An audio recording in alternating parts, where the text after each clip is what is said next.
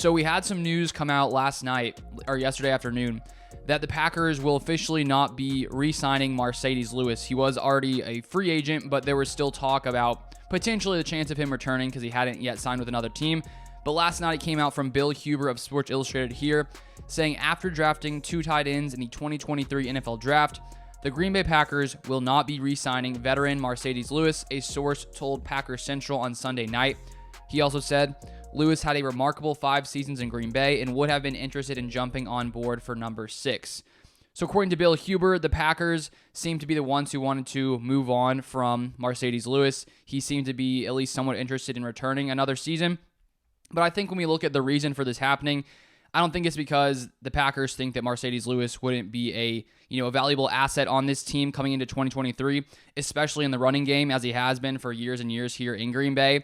But I think it's just another sign of the Packers moving to a very young team and Brian Gutekunst, Packers GM, really wanting to allow these young players, these second-year players, these rookies coming in, to be able to get a ton of snaps coming into 2023 because, obviously, if you're coming in and you get a lot more snaps your first season, you're going into your second season with a lot more experience under your belt, so you can probably develop much faster.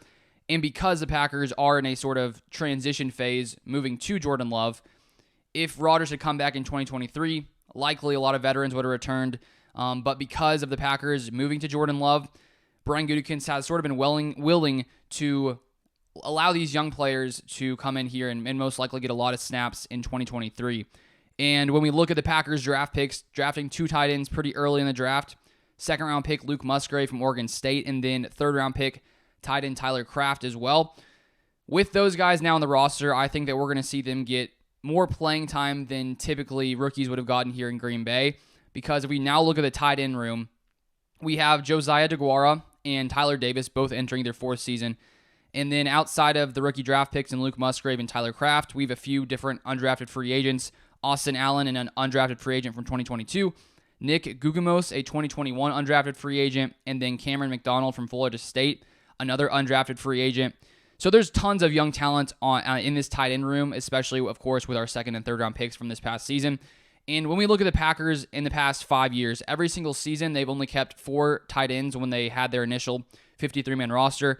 And so with Luke Musgrave and Tyler Kraft taking up 2 of those 4 spots, most likely, now we also, I'm guessing Josiah DeGuara and Tyler Davis will finish off those 2 spots unless one of these undrafted free agents can really come in and shine during training camp. But I think the Packers just want to be able to give these young guys snaps, and even if maybe Marcedes Lewis would have come in and probably been the most successful when it comes to run blocking specifically, he hasn't done as much in the receiving game over the past few seasons, it would just take snaps away from some of these young players. So I think this is more of a long-term move by the Packers because they want these young players, these young tight ends and Musgrave and Kraft, to have a ton of playing time their first season. So that way come 2024, they already have a lot more experience than they would have had if a guy like Marcedes Lewis would have stayed around in 2023. So it's sad to see him go. He's been here, I think, 5 years now in Green Bay. And I saw some other interesting information in that article that he played in every game but one over the last 4 seasons. And he started the past 46 games at tight end, which is the longest streak in the NFL by 9 games. And he also last season tied the NFL record for seasons by a tight end at 17. And he's mentioned in the past that he wants to break the record with 18. So I would assume he signed somewhere else. There were rumors at times about the Jets maybe being interested. I saw other rumors that maybe he doesn't want to go there because of the income tax. Not sure how true that is, but I assume he'll sign somewhere else, but it seems like it's not going to be in Green Bay in 2023. And so we're going to see, I think, as we enter this season, I think that maybe at first we'll see Josiah DeGuara and Tyler Davis, have some maybe a good amount of snaps. But I think as the season goes by, as Musgrave and Kraft really learn this offense and start to really understand what they're supposed to do, I feel like as the season progresses, these guys will sort of move ahead of those guys on the roster just because I think they have a lot more talent. But it does take some time, especially at tight end, to sort of know exactly what you're doing because of all the different assignments. And lots of times, year 1 tight ends don't come in and dominate.